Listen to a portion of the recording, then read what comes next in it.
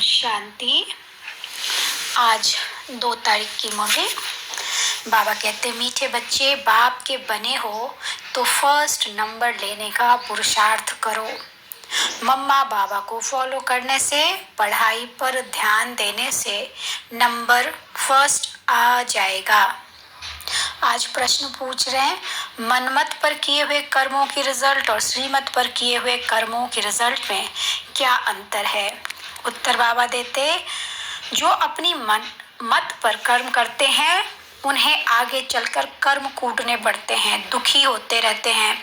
मन मत अर्थात माया की मत से कोई देवाला मार देते, कोई बीमार पड़ जाते, कोई की अकाले मृत्यु हो जाती।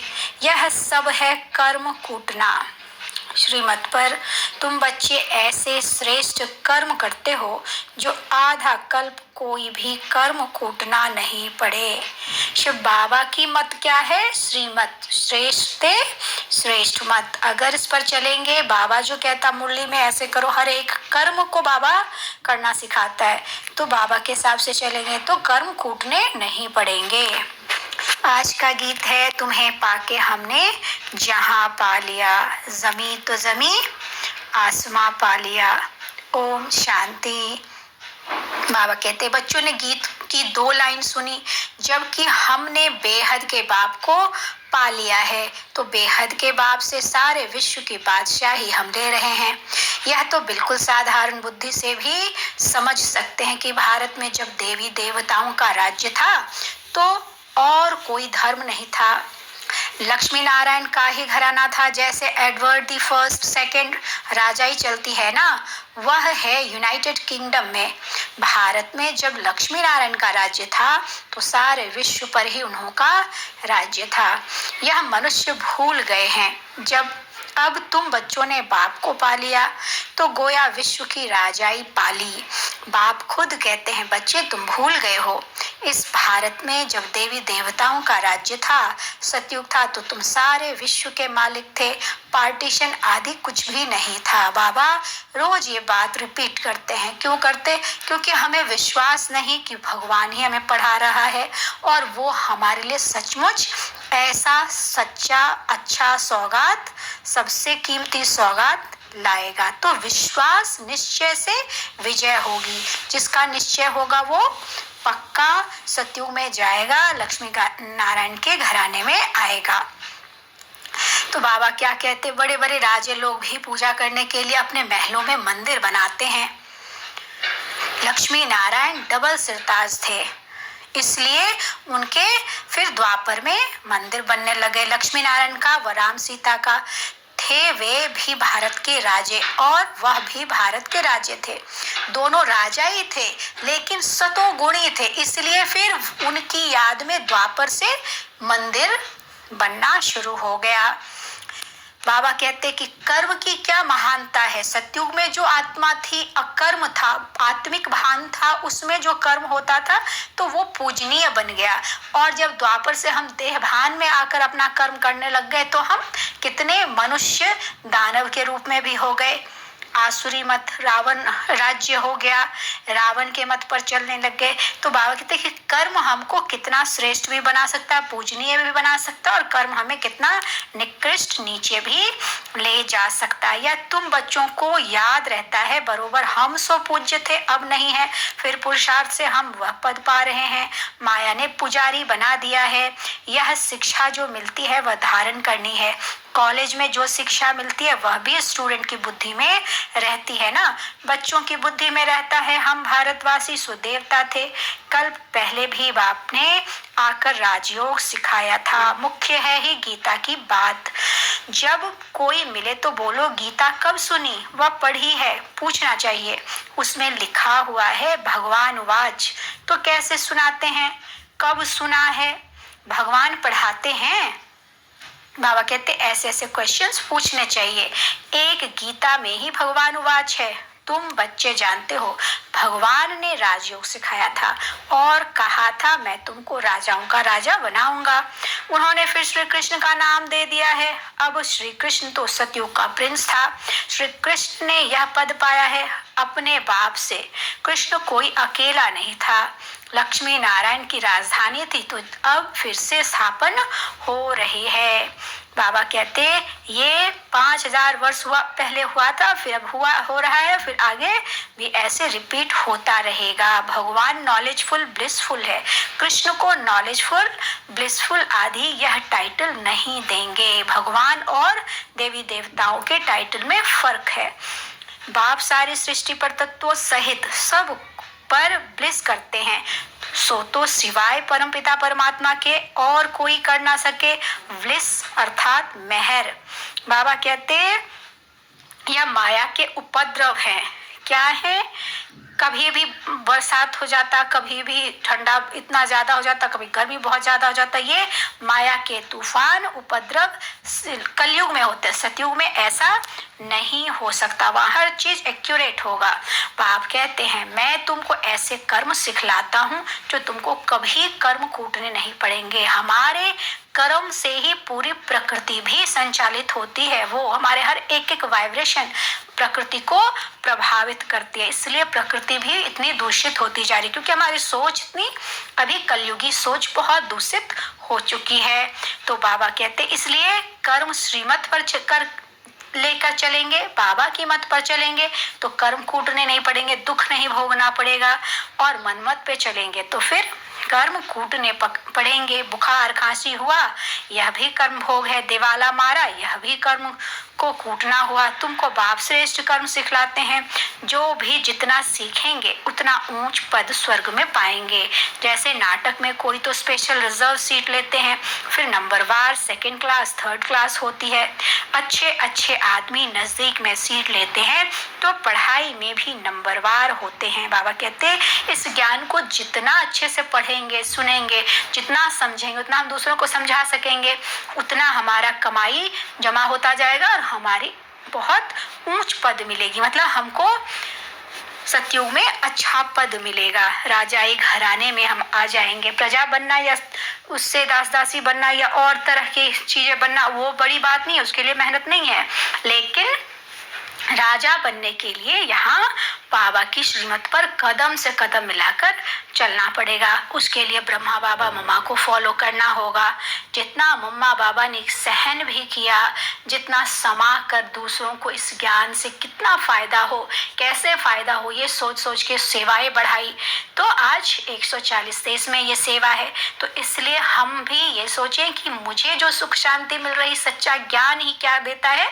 सुख शांति देता है। तो जो सुख शांति मुझे मिल रही है ज्ञान से, वो दूसरी आत्माओं को, अन्य आत्माओं को ही मिले, वो भटके नहीं, क्योंकि अंतिम दर, सच्चा दर यही है। तो इसलिए पढ़ाई पर ध्यान देंगे, लेकिन पढ़ाई बहुत सिंपल है, बस बात मानना है, बाबा जो कहता वो करना है, अपनी बुद्धि फिर नहीं चलानी है। बाबा क्या कहते? श्री कृष्ण का भी चित्र है, ब्रह्मा का भी चित्र, लेकिन बाबा तो विचित्र है, उनका तो कोई चित्र नहीं है। भगवान एक ही है जिसको शिव कहते हैं। भल मंदिर कितने भी हैं, परंतु नाम असुल एक ही है, वह कब बदली नहीं हो सकता। वह है निराकार परमपिता परमात्मा। यह किसने कहा?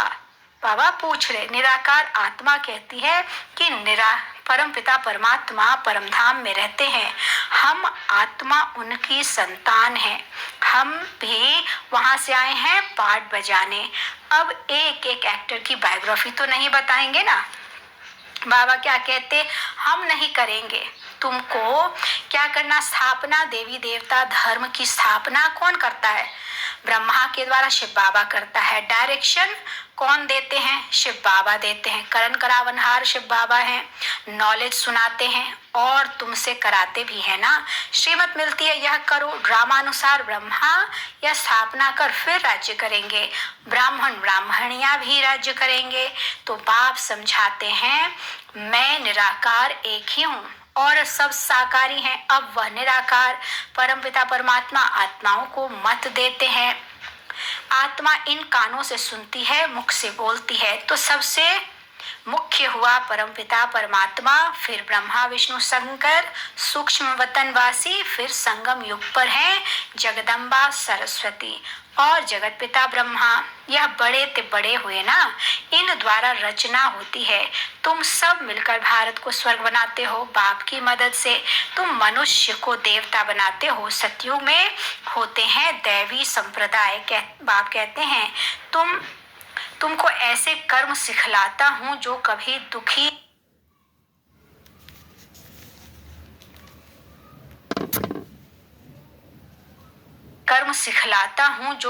दुखी नहीं होंगे।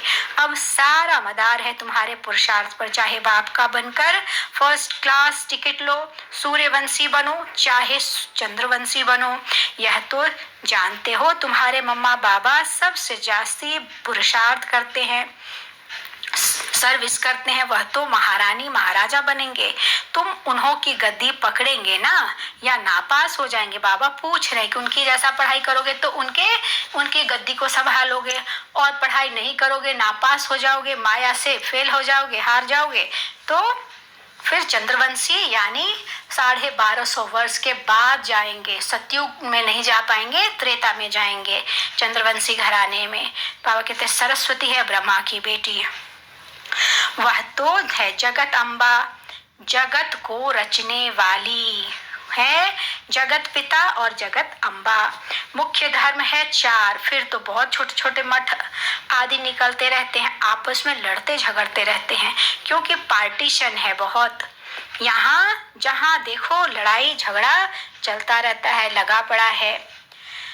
तो बाप समझाते हैं मीठे लाडले बच्चे, इस ड्रामा को समझना है। यह तो जानते हैं हम आत्मा परमधाम से आती हैं, गर्भ में चोला धारण कर हम पाठ बजाते हैं।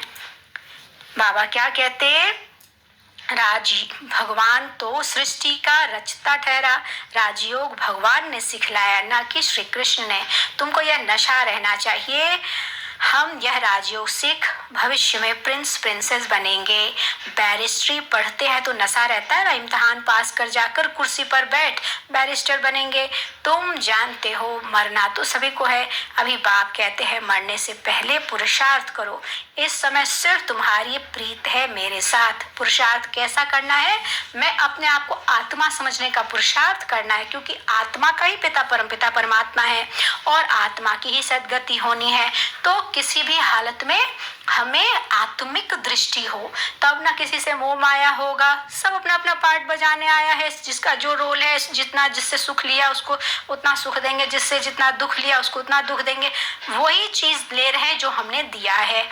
तो ये समझ के फिर जैसे ही जीवन जीते हैं तो हमारा सब कुछ इस समय भी, प्रेजेंट भी सुखदायी होता है वर्तमान, और भविष्य तो बहुत सुखदायी होगा ही।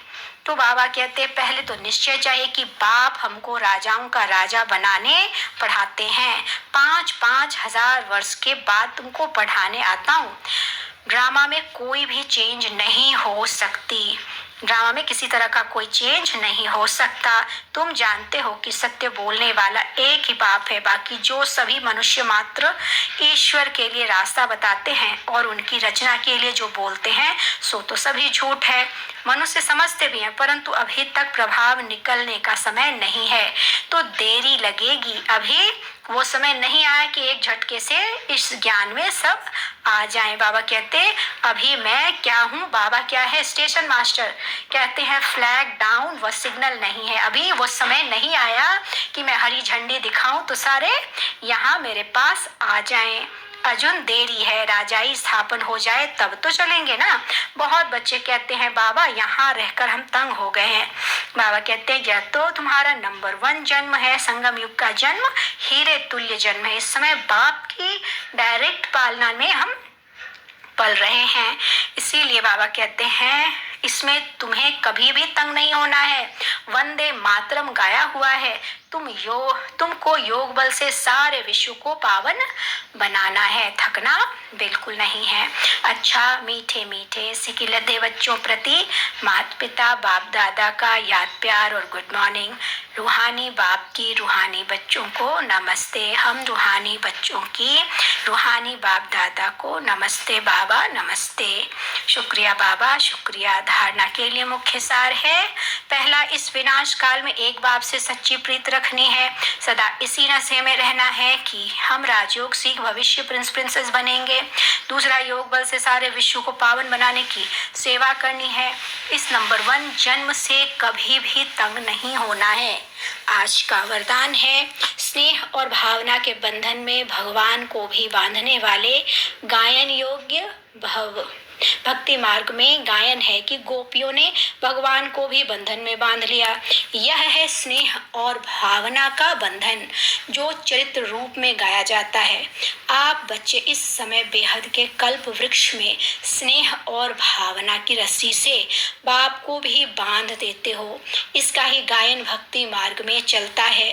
बाप फिर इसके रिटर्न में स्नेह और भावना की दोनों रस्सियों को दिल तख्त का आसन दे झूला बनाए बच्चों को दे देते हैं। इसी झूले में सदा झूलते रहो। स्नेह और भावना से भगवान को भी हम अपना बना लेते हैं, और हम अपना बना लेते हैं तो बाबा हमें कहाँ बिठा लेता? अपने दिल तख्त पर। दिल तख्त के आसन में बिठाए हमें झुलाता रहता है। आज का स्लोगन, स्वयं को हर परिस्थिति में मोल्ड करने वाले ही सच्चे गोल्ड हैं। जैसा समय सिचुएशन वैसा जब हम अपने आप को ढाल लेते हैं तो हम रियल गोल्ड बन जाते हैं। अच्छा, ओम शांति।